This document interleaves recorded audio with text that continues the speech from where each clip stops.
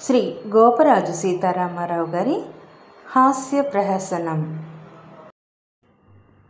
శుభోదయం అండి. ఇది మరో హాస్య ప్రహసనం. మీ అందరికీ స్వాగతం. నాకు 11 ఏళ్ల వయసప్పుడు హై స్కూల్లో 6వ క్లాసులో చేయడానికి చెప్పాను కదా. అప్పటి నుంచి నా జీవితంలో అన్నీ చిత్ర విచిత్రాలేనండి. అప్పుడు మా స్కూల్లో రంగరాజు మాస్టర్ అని ఓ సెకండరీ గ్రేడ్ టీచర్ ఉండేవాడు. ఆయన మా ఊరు కాదు, ఎక్కడి నుంచో ఇక్కడికి వచ్చాడు. ఆయన మా పక్కింట్లోనే అద్దెకుండేవాడు. ఆ ఇంటికి మా ఇంటికి మధ్యలో మట్టి గోడ ఉండేది. ఆ మట్టి గోడకి ఎలక్కన్నాలు ఉండేవి. ఆయన ఈ విషయం క్లాసులో చెప్పేవాడు. ఒరేయ్ సీతారామారావు, నువ్వు నేను పొద్దున్నుంచి ఒకడు చూసుకుంటూనే ఉన్నాం కదరా ఎలక్కన్నాల్లోంచి అని జోకు పేల్చేవాడు. అందరూ నవ్వేవారు. ఇంకో విషయం ఏమిటంటే, మా క్లాసులో 10-12 మంది అమ్మాయిలు ఉన్నారు. అందులో 2 అమ్మాయిల పేర్లు, ఒక అమ్మాయి పేరు సీతాదేవి, ఇంకో అమ్మాయి పేరు సీతారత్నం, నా పేరు సీతారామారావు. ఆయన మంచి కామెడీ టింజ్ ఉన్నవాడు. ఈ అటెండెన్స్ పిలిచేప్పుడు, లేకపోతే ఈ స్లిప్ టెస్ట్ పేపర్లు దిద్దినవి ఇచ్చేటప్పుడు గమ్మత్తుగా ఓ పేపర్ చేతిలో తీసుకొని సీత అని పిలిచేవాడు. గబగబా వాళ్ళిద్దరూ నేను ముగ్గురు ఆయన ముందుకు వెళ్ళేవాళ్ళం. సీతారత్నం అనేవాడు. అందరూ నవ్వేవారు. అలాగా కాస్త కామెడీ పండిస్తూ ఉండేవాడు. ఏమండి, అప్పట్లో ఇంకో గమ్మత్ ఏమిటంటే, ఈ హై స్కూల్లో చదువుకునే పిల్లలకి ఈ మాక్ అసెంబ్లీ, అంటే ఈ అసెంబ్లీ పార్లమెంటు ఇవన్నీ ఎలా నిర్వహిస్తారో, అందులో ఉండే క్యారెక్టర్లు ఏమిటి, అలాంటివన్నీ తెలియటం కోసం పిల్లలకి స్కూల్ పీపుల్స్ లీడర్ ఎస్పీఎల్ అని, తర్వాత స్పీకర్ అని, వాళ్ళిద్దరూ లీడర్లని అని చెప్పి ఇలాంటివన్నీ టీచ్ చేస్తూ ఉండేవారు. ఓసారి ఉపాధ్యాయుల దినోత్సవం వచ్చింది. ఆ సందర్భంగా పిల్లలందరినీ అసెంబ్లీ చేసి వాళ్ళందరికీ ఆ స్పీకర్ అనే కుర్రాడిని ఉపన్యాసం ఇమ్మన్నారు. అంటే వాళ్ళందరూ ఎస్ఎస్ఎల్సీ చదువుతున్న కుర్రాళ్ళు, పెద్ద కుర్రాళ్ళకే ఇచ్చేవారు. ఏమండి, ఆ స్పీకర్ అన్నవాడు ఉత్సాహంగా ముందుకు వచ్చి, ఉపాధ్యాయుల దినోత్సవం అంటే ఉపాధ్యాయుల దినం అన్నాడు. అందరూ గొల్లు నవ్వారు. వాడు గమనించాడు, కానీ వాడికి ఆల్టర్నేటివ్ ఏదో తెలియలేదు. కాను ఈ ఉపాధ్యాయుల దినం అన్నమాట 4-5 సార్లు రిపీట్ చేశాడు. అందరూ గొల్లు నవ్వేవారు. ఇదంతా చూసిన తర్వాత మా రంగరాజు మాస్టారు, ఒరే మీరు రేపు వచ్చే ఇది ఉంది, ఏది జెండా పండగ, స్వాతంత్ర దినోత్సవం, అందులో కూడా ఇలాగే అసెంబ్లీ చేస్తారు, అందరినీ జెండా ఎగరేయడం అది ఉంటుంది. ఒరే సీతారామారావు, నువ్వు మాట్లాడదు కానీ రా అందులో అని చెప్పేసి నాకు ఈ స్వాతంత్ర దినోత్సవం గురించి ఒక చిన్న ఉపన్యాసం ఆయనే రాసి 4-5 సార్లు చదివించి ప్రాక్టీస్ ఇచ్చి, ఆ రోజున ఆ జెండా ఎగరేసిన తర్వాత జెండా కట్టు ఇటు ఉపాధ్యాయులు అందరూ నిలబడి ఉన్నారు, పిల్లలందరూ అసెంబ్లీ అయి ఉన్నారు, అందరూ నిలబడే ఉన్నాం గ్రౌండ్లో. ఎవరైనా మాట్లాడే వాళ్ళు ఉంటే మాట్లాడండి రా బాయ్ అన్నారు. నేను వచ్చా, ఒకటే దడ, కానీ ఉత్సాహం అందరికీ. మాట్లాడరా చిన్న కుర్రాడు వీడు అన్నారు. మాస్టర్లు అందరూ దారాబ్బాయి అని పక్కన నుంచోబెట్టుకుని మాట్లాడరా అన్నారు.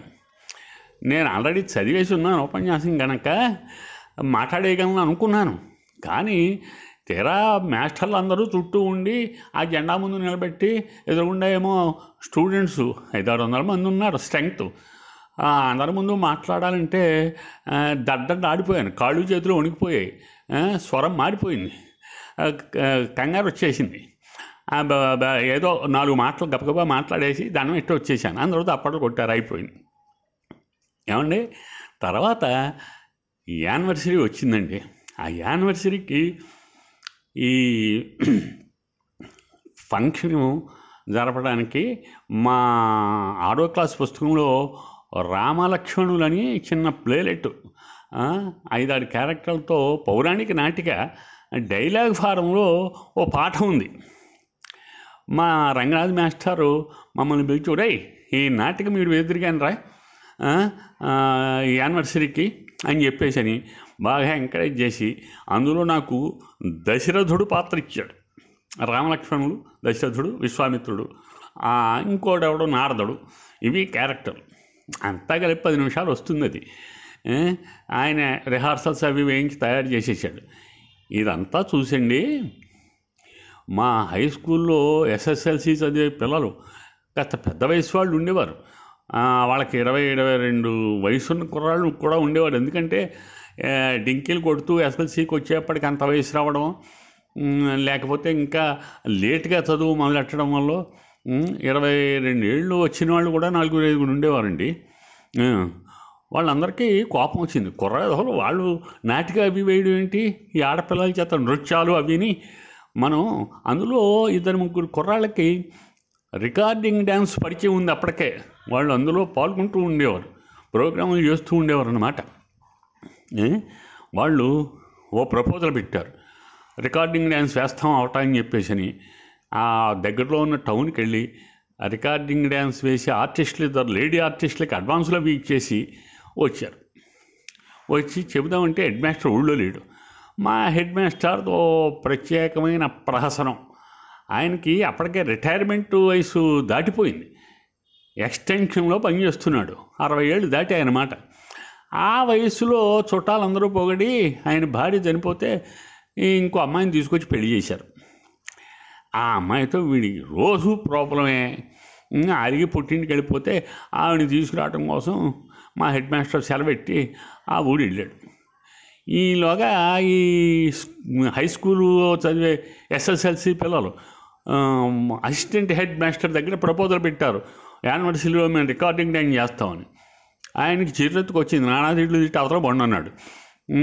దాంతో ఈడేంటి అసిస్టెంట్ హెడ్ మాస్టరు ఎక్కడో ఉన్నాడు కదా, ఊరికి వెళ్ళాడు, అక్కడికి వెళ్ళి ఆయనతో చెబుదామని చెప్పేసి 5-6 సైకిళ్ళు అవి వేసుకుని మా హెడ్ మాస్టర్ అత్తారింటికి వెళ్ళిపోయి ఆయనతో విషయం చెప్పారు.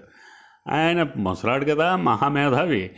అలాగరా అలా అన్నాడా, సరే నేను రేపు వచ్చేస్తున్నాను, వచ్చాక మాట్లాడి సెట్ చేస్తానండి, మీరు వెళ్ళిపోండి అని చెప్పేసి పంపించేసి ఆ మొన్నాడు వచ్చిన తర్వాత వాళ్ళని పిలిచి బండబూతులు తిట్టి, ఎరా ఇది స్కూల్ అనుకున్నారా అని అనుకున్నారా, స్కూల్ ఫంక్షన్లో రికార్డింగ్ డ్యాన్సులు వేస్తే బుద్ధి ఉందా లేదు మీకు, ఇలాంటి ప్రపోజల్ పెడతారా, అవతల పొండి అని చెప్పి బండబూతులు తిట్టాడు.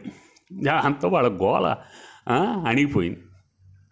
సరే యానివర్సరీ వచ్చిందండి, ఆడపిల్లలు నృత్యపలు అవి అయ్యాయి, ఉపన్యాసాలు అవి అయ్యాయి, మా నాటిక వేయించారు, చాలా బాగా అందరూ మెచ్చుకున్నారు. పౌరాణిక నాటిక కదా, అన్నీ ఎప్పటికి 12-1 గంట అయిందండి. మేము ఎక్కడో పడుకున్నాం, చిన్నపిల్లలం కదా, ఆ ప్రైజులు అవి అందరికీ ఇచ్చారు, మాకేం ఇవ్వలేదు, మేము నిద్రపోయాం.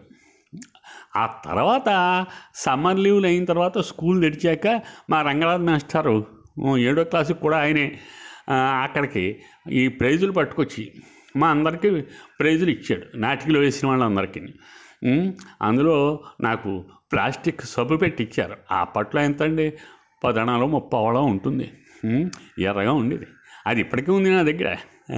అది నా నట జీవితంలో మొట్టమొదటిసారిగా పొందిన బహుకరణ అన్నమాట, ప్రైజు. ఇప్పటికీ జాగ్రత్త చేసుకున్నాను. ఆ తర్వాత ఇంకా బోల్డని సంఘటనలు జరిగాయి, మెల్లగా చెబుతానండి. ఉంటాను. నమస్తే అండి.